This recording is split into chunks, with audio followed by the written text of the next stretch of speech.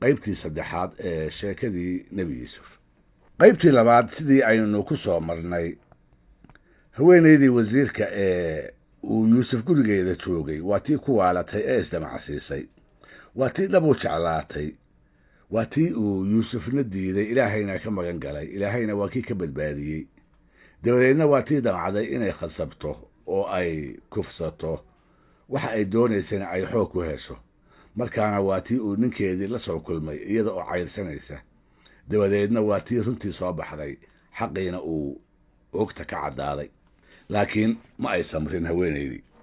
magaalada luuqyadeeda, carabka dumarada iyo aqalada madaxda dhexdooda ayay sheekadii ku faaftay. waxaa la isxuliyey afada wasiirku inay adeegaheeda reer cibraan ku waalatay oo jacaylkiisu dardaray, quruxdiisuna ay beer qaaday. markii uu caashiqu maanka kala tegey inay meekhaankeedii ilowday oo intay isu qurxisay oo isu carfisay ay u wacatay, inuu ka jeestay oo uu nacay una soo loodsami waayey, in quruxdeedii waxba u tari weyday oo wiilka aqalkeeda ku nool ay bilicdeedii ku hanan weyday kuna soo jiidan weyday, inay hadda hoog iyo ba' ku sugan tahay oo warwar iyo walaac ay la liidato, inay ilmadu had iyo goor ka gobo leedahay oo inkastoo inay qarsato ay isku daydo uu xanuunka caashaqu xubnaha oogadeeda ka soo ifbaxay. warkaas ayaa si ballaaran meel walba ugu fiday. kolba midab hor leh isaga oo loo yeelay ayuu ruuxba ruux u tabiyey oo aqalba aqalkii u xigay u gudbiyey. ugu dambaystii afadii wasiirka ayuu soo gaaray. waxay si wacan u dhagaysatay ugana bogatay dumarka magaalada, kuwa ay meekhaan ahaan siman yihiin iyo qaarka ay xinku ka dhaxeeyaa waxa ay ku sheekaystaan ee ay ku xantaan. waxay maqashay sida ay sheekada wax ugu kordhiyaan, sida ay carabka ugu hayaan iyo sida ay arrinta wiilka ugu dhaliilaan. markaas bay lama horaan u aragtay inay isdaafacdo, inay warkaas ka hor tagto, mindiyahaas lagula diriraayo inay aftirto, shirqoolkoodana shirqool la mid ah ay ka horgeyso. dabadeed maalin maalmaheeda faraxa ka mid ah ayay dumarkii magaalada martiqaad u samaysay. gogol raaxa leh ayay u fidisay, kuraas lagu dangeegsado ayay ku soo dhoweysay, barwaaqo adduun ayay gorodda u gelisay, wax lagu naaloodana way dhex dabaalsiisay. khudaar macaan badan intay soo hordhigtay oo mindiye u qaybisay ayay yuusufna ku tiri, u soo bax oo meelaha ay kala fadhiyaan dhex qaadoo safafkoodana kolba mid hor joogsa oo soo dhex mar. kolkaas buu ka soo baxay qolkiisii isaga oo xishoodku wejigiisa hareeyey, raysmagaadhada ilaa dhakadana uu iftiinka quruxdu dhammeeyey. waxay indhaha ku dhufteen barbaar aan barbaarada la mid ahayn iyo inaan inamada ka duwan, weji ifaaya, qurux dhaaftay, xoog, dhallinyaranimo iyo haybad loo soo sara joogsado. quruxda oogada ka sokow waxay dareemeen quruxda xagga nafta ah iyo wanaagga shakhsiyaddiisa.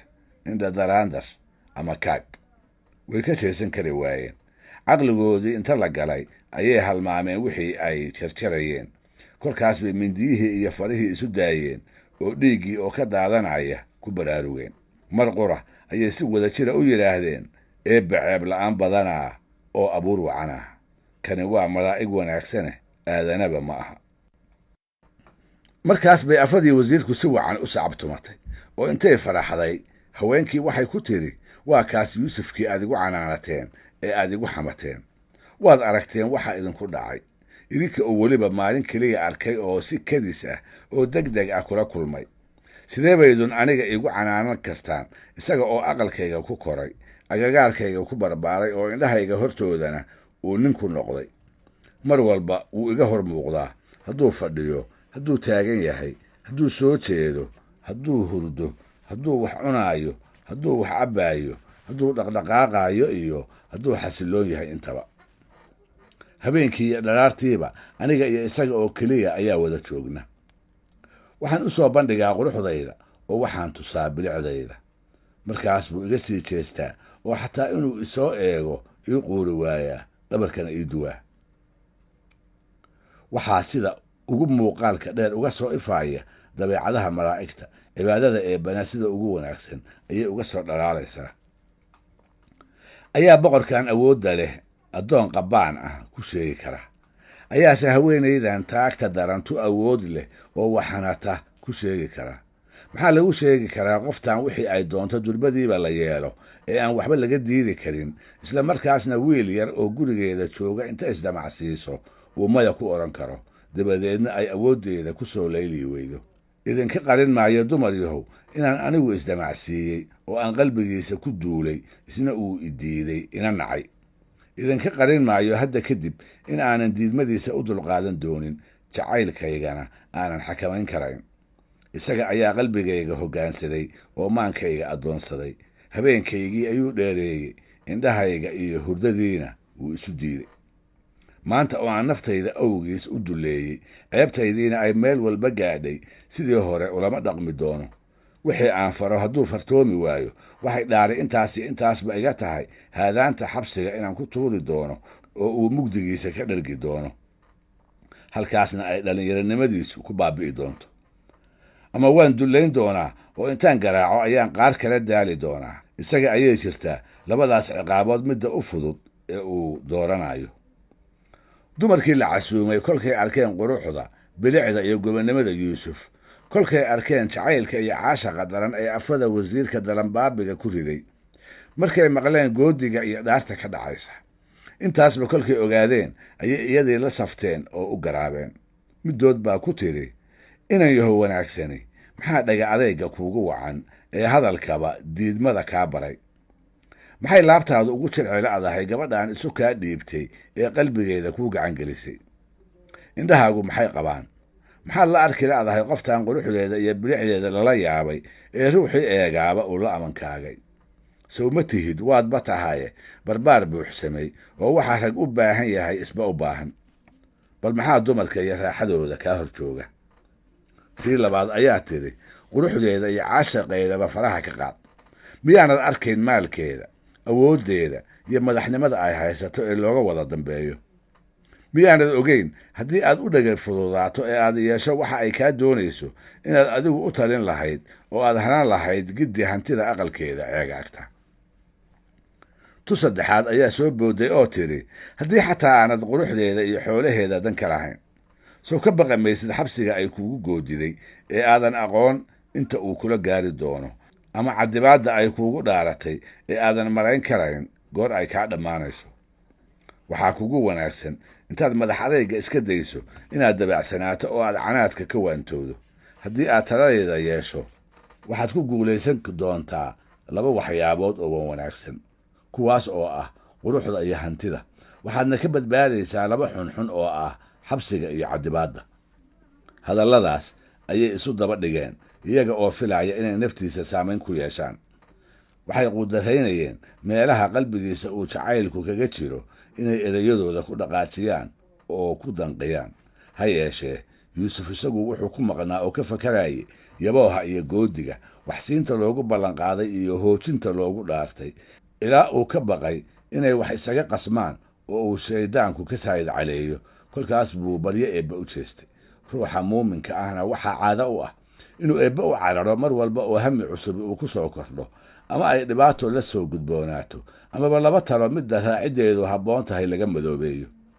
markaas buu muuminku eebbe u jeestaa oo kaalmo iyo hanuun weydiistaa. yuusufna sidaas unbuu ahaa. eebbe ayuu u cararay oo isu bihinbihiyey, kana baryey inuu xumaan idaylkeed ka iilo, shirqoolka dumarkana uu ka badbaadiyo. wuxuu yidhi, mugdiga iyo wehella'aanta xabsiga ayaa eebbow ii dhaanta iigana fudud iska celinta iyo ka adkaanshaha dumarkaas. xabsiga gudihiisa waxaa iigu suuroobi doona dhibaatada aad igu keento inaan dulqaad u yeesho, iimaankayguna intuu sii kordho aan guddoonkaaga dhab u oggolaado. waxaan ku ogaan doonaa arrimo iminka iga daahan oo iga qarsoon uunkaagana ku saabsan. waxaa suuragal ah inaan halkaa ku bilaabo dadka oo aqoonsigaaga iyo kelinimadaada aan ugu yeedho, kanshe aan kugu caabudo oo aan kugu weyneeyena aan dhexdiisa ka helo. waxaa laga yaabaa xabsiga inta aan ku jiro inaan isu diyaariyo oogidda xaqa iyo adkaynta miisaanka qiimaha weyn le ee garsoorka, si aan u mudnaado xilka laga yaabo inaad igu aaminto. adiguna waataad eebbow iigu yaboohday arlada inaad ii gacan geliso, yaboohaaguna waa xaq, weedhaaduna waa dhab. haddiise aan dumarkaas dhex joogo oo ay hadal macaan kolba dhinac igala soo galaan, raaxada beenta ah ee noloshana ii qurxiyaan, waxaan eebbow ka baqayaa in la igalo oo intuu shayddaanku i qodqoteeyo aan xaggooda u iisho dabadeedna aan sidaas aqoon laawayaasha kaga mid noqdo. Giddi dhibahaas yuusuf lagu jirrabay, dhammaan dabinnadii loo qoolay, giddi wararka beenta ah iyo eedaha aan jirin ee loo maleegay, intaasba isaga oo xumaan oo idil nadiif ka ah ayuu ka badbaaday. bal eeg, haweenaydii uu adeegaha u ahaa ee madaxda u ahayd ayaa ku waalatay oo isdamacsiisay. hase ahaatee dan uma uu yeelan, mana dhugan, qalbigiisuna mar qura uma ruxan. wuu ka sii jeestay, wuuna ismoogaysiiyey. markii ay u soo bareertayna intuu qamandhacooday oo jiriraca ku jajabtay ayuu eebbe magan galay, iskalena weynaaday ninkii madaxda u ahaa inuu gogashiisa u dabamaro. kolkaas bay kufsi iyo faraxumayn ku masabidatay. dabadeedna ruux ay iyada qaraabo ahaayeen ayaa isaga u markhaati furay, iyada dacwadeediina wax kama jiraan ka dhigay. dumarkii magaalada ayaa haddana ku soo ururay si ay u marin habaabiyaan, ha yeeshee waxba way ka qaadi kari waayeen. akhlaaqdiisiina way hallayn waayeen, qalbigiisiina way duwi waayeen. astaamahaas ayaa noqday qaar dembi la'aantiisa muujin kara oo markhaati ka ah dhowrsanaantiisa iyo aaminnimadiisa. waxay ahaayeen astaamo uu wasiirku la dhacay, uu u bogay oo uu hubsaday.